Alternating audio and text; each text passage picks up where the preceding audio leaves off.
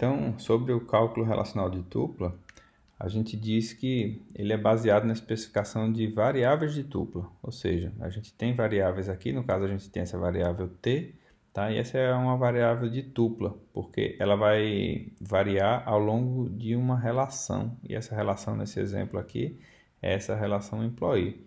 Então, uma relação, a gente tem aqui os atributos A1, A2, etc. Uma relação employee, por exemplo, né, que esses atributos seriam nome, CPF, etc. Aí a gente tem aqui constantes, que são os valores que estão armazenados aí. E a gente vai variar T aqui ao longo dessas tuplas dessa relação. Então T vai ser a primeira tupla, a segunda tupla, a terceira tupla. E essas constantes aqui, elas vão ser atribuídas aqui para a gente validar a nossa expressão, certo? Então, ou seja, o valor da variável pode ser qualquer uma dessas tuplas aqui da relação. Então, aqui está a estrutura básica de uma consulta, na verdade, de uma expressão, de uma fórmula do cálculo relacional, onde a gente tem uma variável de tupla t desse lado da barra, né? Aqui tem uma barra de separação, e aqui a gente tem a condição do outro lado, que é uma fórmula completa com os nossos operadores lógicos de comparação, quantificadores e etc. Aqui tem os quantificadores, o universal e o existencial, que são os quantificadores que fazem parte do cálculo relacional, certo? Aí a gente tem também o conceito de variável ligada e livre aqui no cálculo relacional. No caso de uma variável ligada, é uma variável que está dentro de um escopo de um quantificador existencial ou universal, de algum desses quantificadores. A gente diz que ela é uma variável ligada. E se não tiver, é uma variável livre, certo? No exemplo anterior aqui, a gente não tem nenhuma variável ligada. Veja que a gente não usa aqui nenhum quantificador, nem existencial, nem universal. Então, a gente só tem essa variável t e ela é uma variável livre. E por ser uma variável livre, ela está desse lado anterior à barra. Então, se você tem uma variável aqui desse lado anterior à barra, ela aparece do outro lado aqui como uma variável livre. E se ela não está aqui desse lado esquerdo, ela vai estar ligada a algum quantificador existencial ou universal, né, que vai estar representando as condições para a gente recuperar os valores dessas tuplas da variável livre. Então, aqui a gente tem as definições para esses quantificadores, importante para quem nunca ouviu falar. Tá? Esse aqui é o quantificador existencial, né? Aqui é uma fórmula utilizando ele. Aqui tem uma fórmula F, certo? E essa parte externa aqui, existe um T, tal que F também é uma fórmula, certo? Aqui embaixo a gente tem, se F é uma fórmula, então existe um T tal que F, ou para todo T, ou para cada T, F. Então, no caso aqui do quantificador existencial, a gente tem que essa fórmula aqui, ela é verdadeira se a fórmula F for avaliada como verdadeira para pelo menos uma tupla atribuída às ocorrências livres de T em F, certo? Então, caso contrário, essa fórmula vai ser falsa. Ou seja, tem que ter pelo menos uma ocorrência. E aqui a gente tem o quantificador universal, ou seja, para todo T, então F, ou seja, ela tem que ser verdadeira, né, se F é avaliada para cada tupla no nosso universo. Ou seja, se tiver uma tupla que dê falso isso aqui, essa fórmula é falsa, certo? Enquanto que nesse de cima aqui, no existencial, pode estar tudo falso, exceto um, então a fórmula inteira é verdadeira. Quando a gente estuda lógica, aí a gente vê, por exemplo, predicados.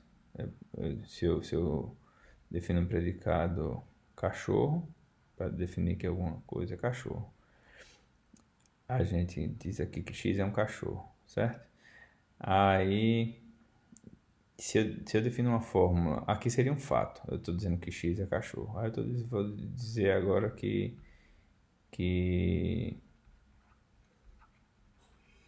y também é cachorro. Tá? E aí, se eu defino uma fórmula, existe um t, né? Onde t é cachorro, isso vai ser verdade. Porque existem dois cachorros no meu universo aqui, o cachorro X e o cachorro Y, certo? No nosso universo, né, no nosso mundo real, isso também seria verdade, porque existem cachorros, né? Se tem pelo menos alguma coisa do mundo que é cachorro, então isso daqui vai ser avaliado como verdadeiro. Agora, se eu digo que para todo T é cachorro, veja que nesse nosso universo aqui, isso também seria verdade, né? Porque eu só conheço cachorro, né? Mas se eu tivesse qualquer outra coisa aqui,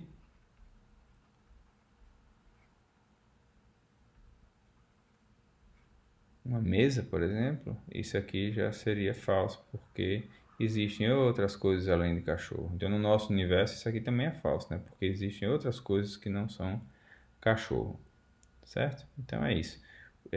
Universal, né, ela tem que ser essa fórmula aqui, ela tem que ser avaliada como verdadeira para em todas as tuplas testadas, e aqui ela tem que ser verdadeira para apenas uma, né, para pelo menos uma tupla.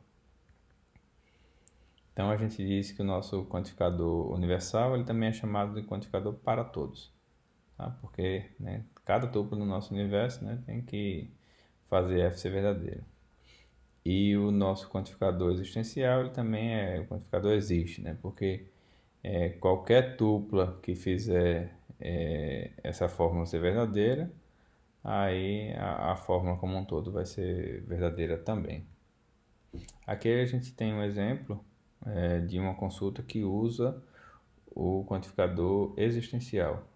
Tá? Observe que a gente tem uma variável livre agora, que é a variável t, e é ela que aparece aqui antes da barra, certo? E a gente tem uma variável agora ligada, que é a variável d. Então, essa consulta seria recuperar o nome e o endereço de todos os funcionários que trabalham para o departamento de pesquisa, departamento Research. Então, veja que as únicas variáveis livres são aquelas, né, que estão antes da barra, como eu falei. E a gente tem uma pergunta aqui embaixo em relação a essa fórmula. Daqui a pouco eu vou pedir para vocês darem uma pausa para vocês analisarem essa pergunta aqui. Então, se vocês observarem aqui, a gente tem qual é a relação de interesse, a gente tem uma outra relação aqui, uma relação departamento, né, que a gente utiliza essa variável ligada D aqui, e aí a gente tem algumas outras condições aqui, que é o nome do departamento ser esse aqui, e o número do departamento lá nessa relação esse número que seja igual ao número do departamento lá na nossa relação employee, certo? Então, eu vou pedir para vocês darem uma pausa agora. Pronto. Então, voltando, né, a pergunta era o que seria correspondente a esse trecho aqui em álgebra relacional. Então, veja que isso aqui seria um sigma, né? A gente está especificando uma condição de seleção. Aqui também teria um sigma, mas observe que para essa consulta ela ser reproduzida na álgebra relacional, a gente precisaria ter um join, né? A gente precisaria ter uma junção. E se a gente usa uma junção, a gente precisaria ter uma condição. E isso aqui seria a nossa condição. Isso seria a nossa condição de junção aqui. Mas se a gente tiver optado por fazer um produto cartesiano, por exemplo, para fazer todas as combinações de empregado com departamento, a gente depois, com o resultado desse produto cartesiano, a gente faria essa seleção aqui com sigma. teria duas opções na álgebra relacional.